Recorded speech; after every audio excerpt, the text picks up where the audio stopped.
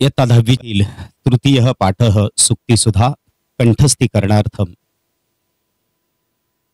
मी Sharda Sanskrit classes Latur संचालक Amol Sahebrao Shinde घरडीकर, Sharda Sanskrit classes Latur सादर करतोय श्लोकांचं उच्चारण कशा पद्धतीनं करायचं त्या बाबतीतला व्हिडिओ।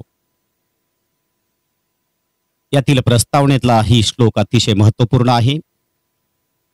खिन्नं चापि सुभाषितेन रमते स्वीयं मनः सर्वदा श्रुत्वान्यस्य सुभाषितं खलु मनः श्रोतुं पुनर्वाञ्छति अज्ञान ज्ञानवतोप्यनेन हि वशीकर्तुं समर्थो भवेत् कर्तव्यो हि सुभाषितस्य मनुजैरावश्यकः संग्रहः।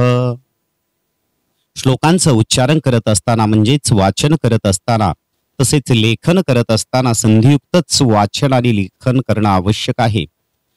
या श्लोकाशी संबंधित आलेल्या प्रश्नांची उत्तरं लिहित असताना तसेच अन्वय पूर्तता करत असताना मात्र संधी विग्रह करून आपणाला ते लेखन करणं आवश्यक आहे।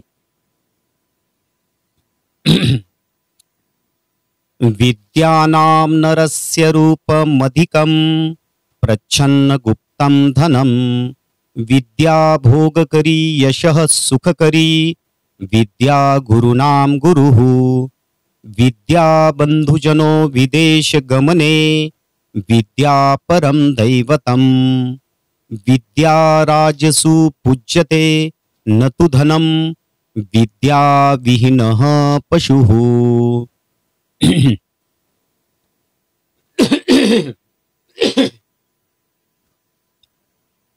निंदन्तु नितिनिपुना यदि वा स्तुवन्तु लक्ष्मीः समाविशतु गच्छतु वा यथेष्टम् अद्यैव वा मरणमस्तु युगान्तरे वा न्यायात् पथ प्रविचलन्ति पदं न धीराः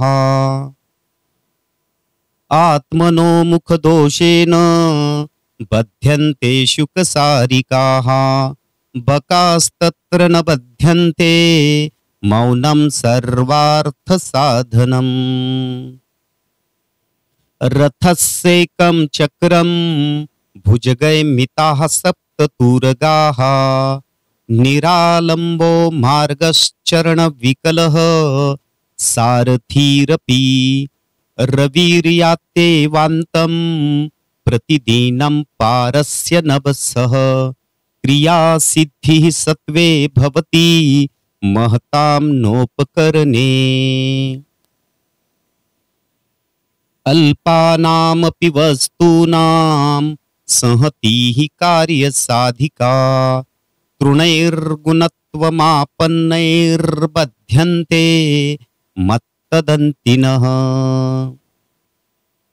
प्रथम वयसि पीतं तोयमल्पं स्मरन्तः शिरसि निहितभारा नारिकेला नराणां ददति जलमनल्पा स्वादमाजीवितान्तं न हि कृतमुपकारं साधवो विस्मरन्ति